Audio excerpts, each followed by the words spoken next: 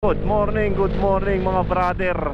It's 5:20 ng umaga at binabagtas natin itong Caltex San Pascual Road.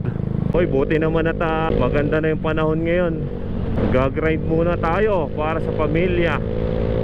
Mga papasok sa trabaho mga tol, keep safe. Keep safe palagi tayo.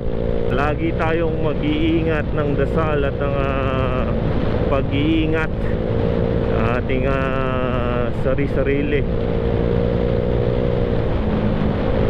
Kasi alam naman natin na ang tunay na finish line ay yung makauwi tayo sa hapon o sa gabi sa ating pamilya ng matiwasay at walang nangyayaring kung ano man. Nakakapagtrabaho tayo ng maayos. Coaching na tayo dito sa Barangay San Antonio, San Pascual, Batangas. Halos ganito nga yung sitwasyon na makikita mo tuwing umaga dito sa papuntang Bawan.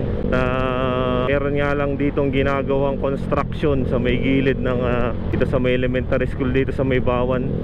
Dating ng mga rush hour sobrang traffic na rin dito.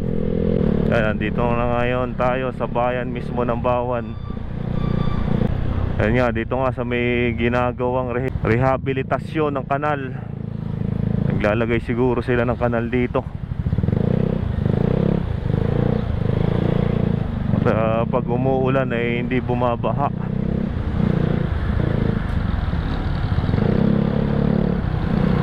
Sa porsyon na nga to madaming hinuhukay.